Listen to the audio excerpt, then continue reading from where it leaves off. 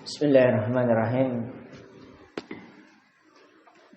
Assalamualaikum warahmatullahi wabarakatuh.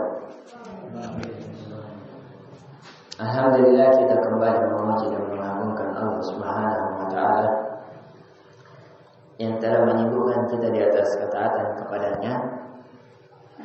Di pertemuan kali ini kita akan meringkaskan dari ringkasan yang telah kita kajikan dari 2 kali pertemuan yang berselang hampir 3 jam,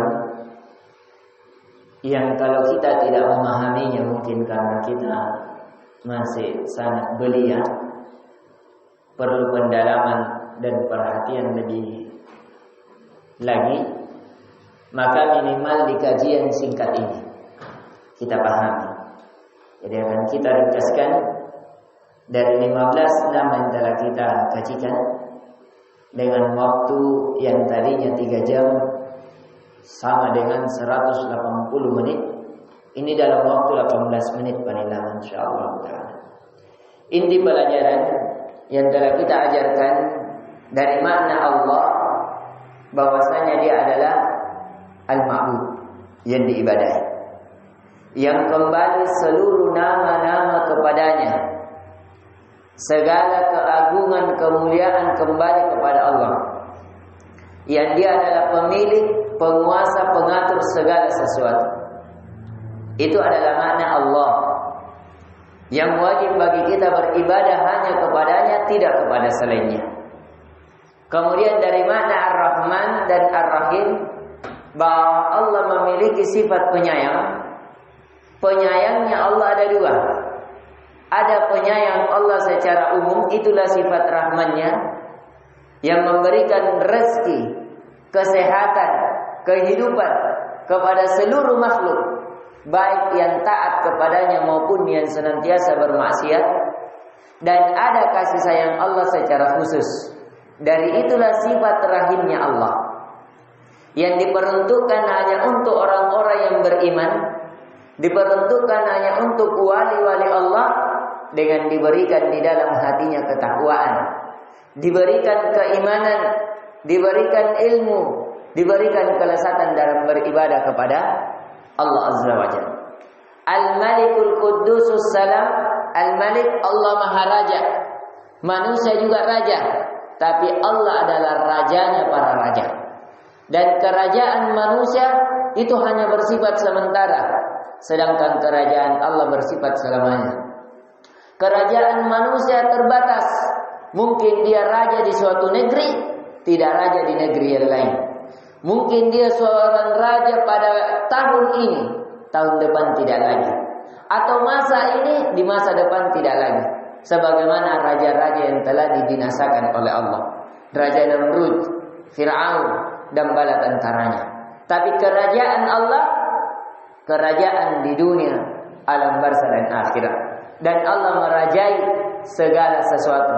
Allah merajai para semut, Allah merajai para hewan-hewan yang ada, Allah merajai para tumbuh-tumbuhan, merajai para malaikat, para manusia, para jin. Allah adalah raja dari segala raja. Kemudian Al-Malikul Quddus. Al-Malik boleh dibaca Al-Malik, boleh Malik, boleh juga Malikin, Malikul. Jadi dia ada ianya dipanjangkan. Al-Quddus, Allah Maha Suci, suci dari segala aib dan kekurangan. Pada zat Allah tidak ada kekurangan, tidak ada aib. Suci dari ucapannya, ucapan Allah tidak ada kesalahan, tidak ada keliru, tidak ada salah kata. Coba lihat Al-Quran. Suci pada kelakuannya, Allah Maha Suci dari salah lakukan, salah tindakan dan selainnya. Allah Maha Suci dari segala aib dan kekurangan. As-Salam, Allah Maha Pemberi keselamatan. Allah Maha Selamat, selamat dari aib dan kekurangan. Selamat, Allah Maha Selamat pada dirinya. Allah Maha Selamat pada hukum-hukumnya. Allah Maha Selamat, Pemberi keselamatan pada agama yang diturunkannya. Maka dari itu agama yang penuh keselamatan adalah agama yang diturunkan Allah As-Salam, yaitu agama Islam, yang tidak ada syariatnya kecuali semuanya mengantarkan kepada keselamatan. yang bagi orang-orang yang melakukan ketaatan kepada as-salam dijanjikan oleh Allah akan diberikan tempat tinggal yang namanya Darussalam di surga Allah Azza wa Jalla. As-salamul mu'min, Allah yang maha wajib untuk kita percayai, wajib untuk kita imani, yang dimana tidak ada yang mendustai tentang keberadaan Allah, tentang bahwasanya Allah itu ada. Allah itu adalah pemilik, pengatur, penguasa. Allah yang paling pantas diibadahi tidak kepada selainnya. Sampai orang ateis pun tidak mampu membantahnya, orang yang tidak percaya Tuhan. Ketika mereka berada dalam kesusahan yang tidak ada mampu manusia atau makhluk menolongnya, mereka secara otomatis hati, pikiran, dan tangannya menghadap kepada Allah yang pemilik langit dan bumi. Kemudian al-mu'min al-muhaimin. Al-muhaiminul azizul jabbarul mutakabbir. Al-aziz ada dua makna. Al-aziz ada al-muhaimin. Al-muhaimin artinya yang maha mengawasi, bahwa Allah mengawasi segala sesuatu, baik di langit maupun di bumi. Al-aziz ada dua makna, bahwa al-aziz ada artinya adalah yang maha mulia. Allah maha mulia pada zatnya, maha mulia pada ucapannya, pada tindakannya. Dan al-aziz makna lain adalah yang maha mengasihi. Itu ketika bisa hidup, kita bisa beribadah, kita bisa berkumpul keluarga, kita bisa memahami pelajaran, itu disebabkan kasih sayang dan rahmat Allah. Al-Jabbar yang maha kuat, yang maha perkasa. Al-Mutakabbir sama, yang maha besar. Itu seluruhnya berada di bawah kekuasaan Allah. Saking besarnya Allah, segala kebesaran miliknya. Pemilik langit dan bumi, 7 lapis langit dan bumi, dan seandainya digabungkan, diperumpamakan dengan arsy Allah, maka seluruhnya bagaikan cincin di padang pasir, atau di riwayat lain bagaikan cincin yang berada di atas perisai, yang dimana jangan ditanyakan lagi kebesaran Allah Azza wa Jalla. Saking besarnya Allah, saking kuasanya Allah, saking kuatnya Allah, saking hebatnya Allah, Allah mampu mengurus 7 lapis langit, 7 lapis bumi. Yang dimana kita urus pondok saja cuma 30 orang, banyak yang lolos, banyak kesalahan, banyak kekurangan.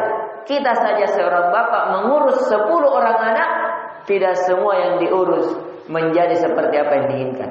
Tapi Allah mengurus miliaran makhluk, bahkan jutaan miliar.